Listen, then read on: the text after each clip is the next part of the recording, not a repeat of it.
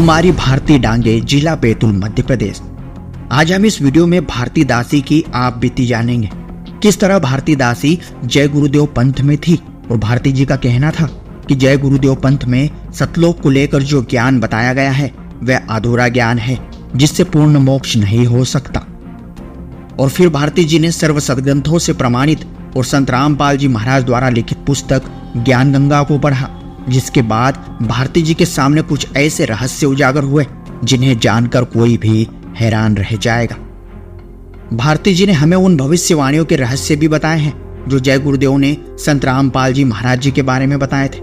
संत रामपाल जी महाराज जी से नाम उपदेश लेने के बाद किस तरह भारती दासी को संत रामपाल जी महाराज सतलोक दर्शन कराते हैं, आइए जानते हैं पूरी सच्चाई भारती जी से इस वीडियो में। जी नमस्कार। नमस्कार जी। क्या नाम है जी आपका? मेरा नाम कुमारी भारती डांगे है। कहाँ से आए हैं आप? ग्राम टेमुरनी, तहसील आठने, जिला बैतूल, एमपी से। संत रामपाल जी महाराज से नाम दीक्षा कब लिया आपने? बंदी छोड़ सदगुरु रामपाल जी महाराज जी से नाम दीक्षा मैंने 15 नवंबर सन 2013 में ली।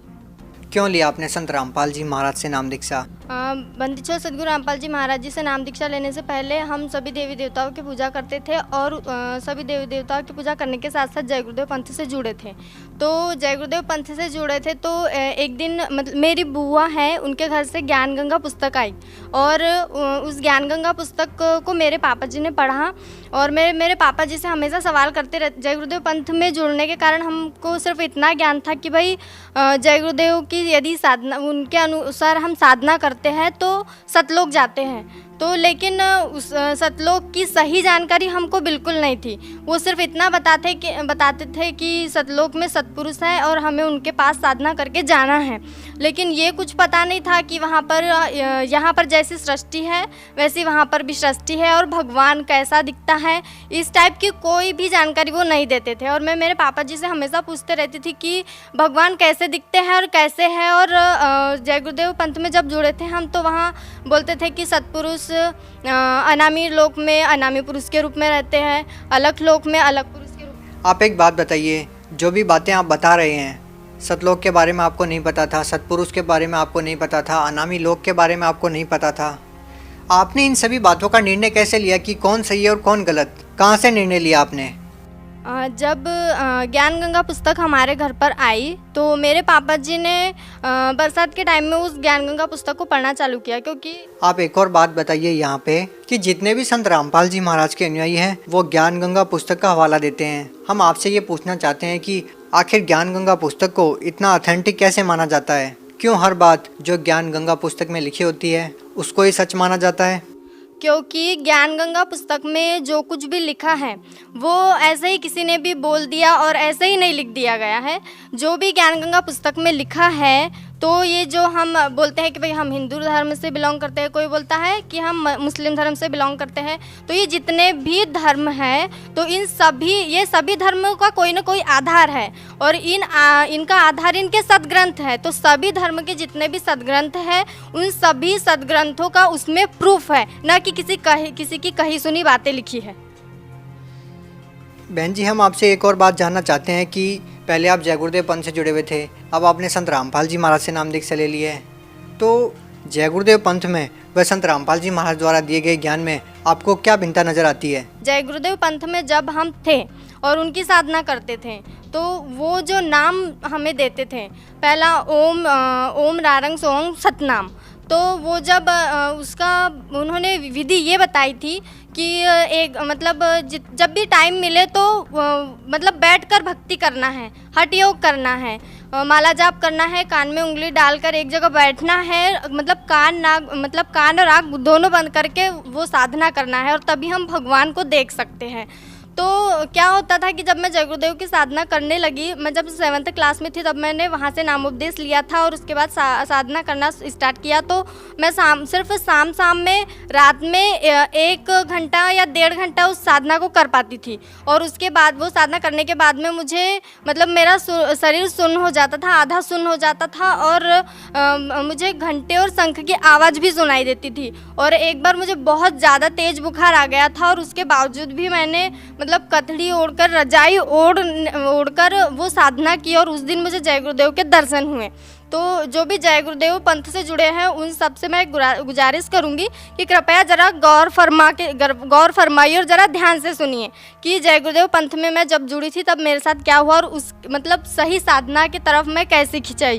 तो जब जय गुरुदेव के दर्शन हुए तो उसके बाद उस दिन के बाद में मैंने उस साधना का टाइम दुगना कर दिया।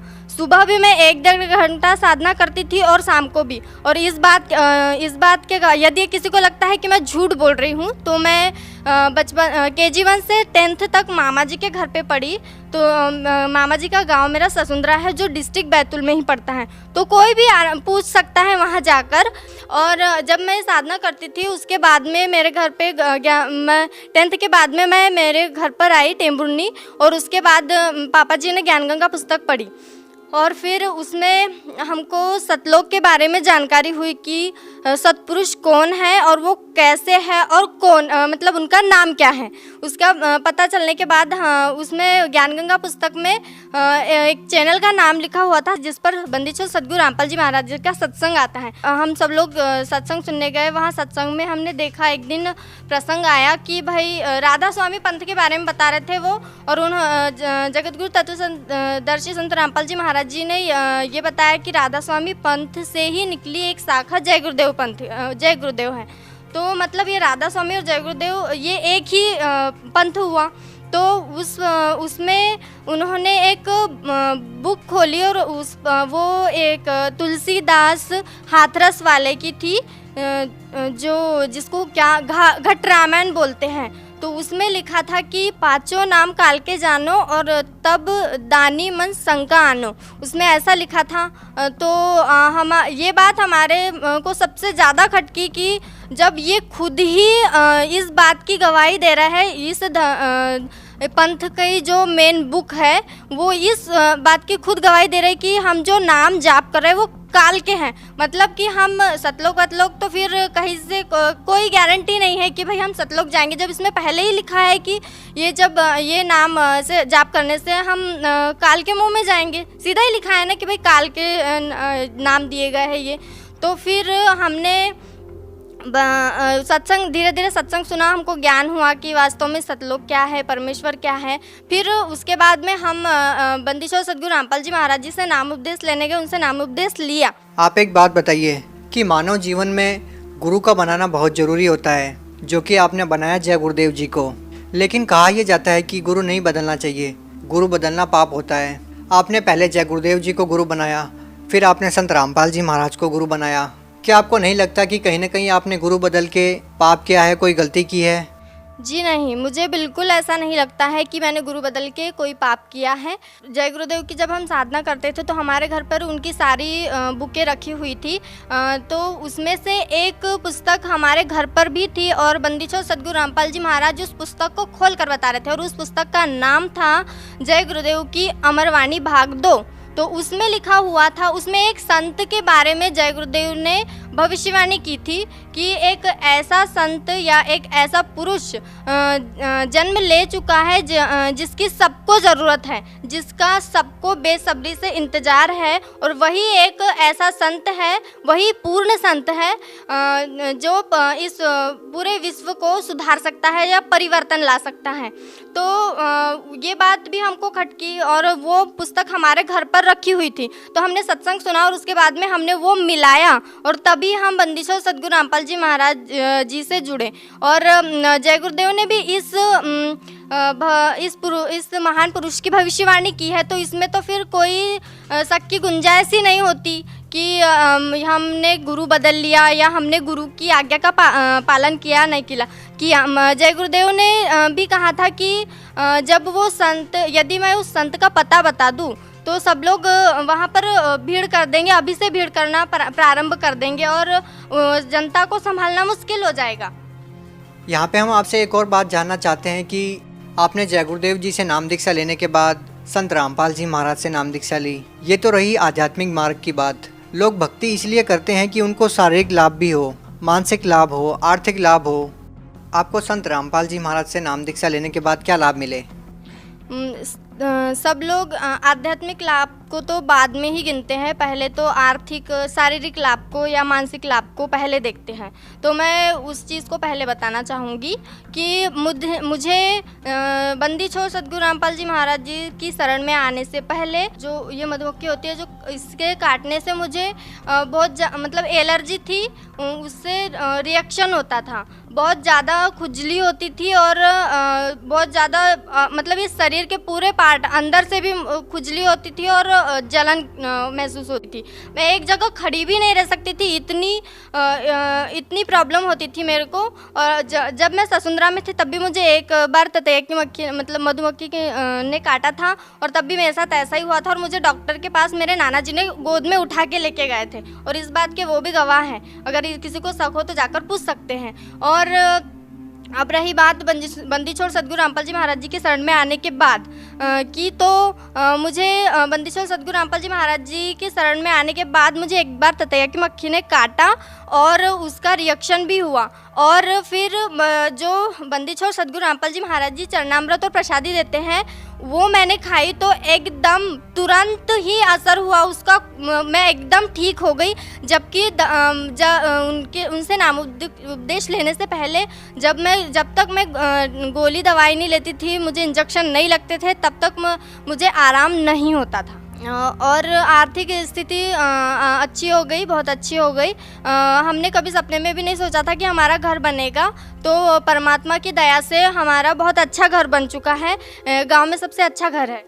और बंदी छोड़ सद्गुरु रामपाल जी महाराज जी की शरण में आने से पहले मेरे पापा जी नशा करते थे, तंबाकू गुटखा बहुत ज़्यादा सेवन करते थे और उसकी वजह से मेरे पापा जी के दांत टूट गए हैं सामने के। तो अब खाना खाने में प्रॉब्लम होती है।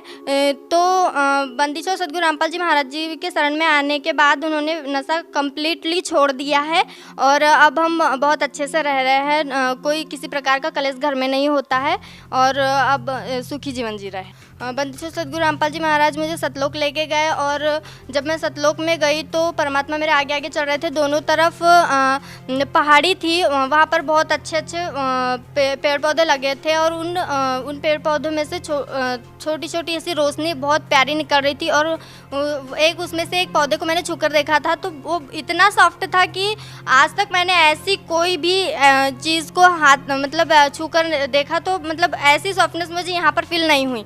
तो बंदी छोड़ सद्गुरु रामपाल जी महाराज मेरे सामने चल रहे थे और मैं उनके पीछे जा रही थी। पानी के ऊपर से चल रहे थे हम लोग और फिर बंदी छोड़ सद्गुरु रामपाल जी महाराज जी ने मुझे कबीर साहिब जी के सिंहासन के पास ले गए और वहाँ पर बंदी छोड़ सद्गुरु रामपाल जी महाराज जी कबीर साहिब के सिंहासन के साइड में खड़े हो गए और मैं उनके सामने कबीर साहिब के सामने खड़ी थी।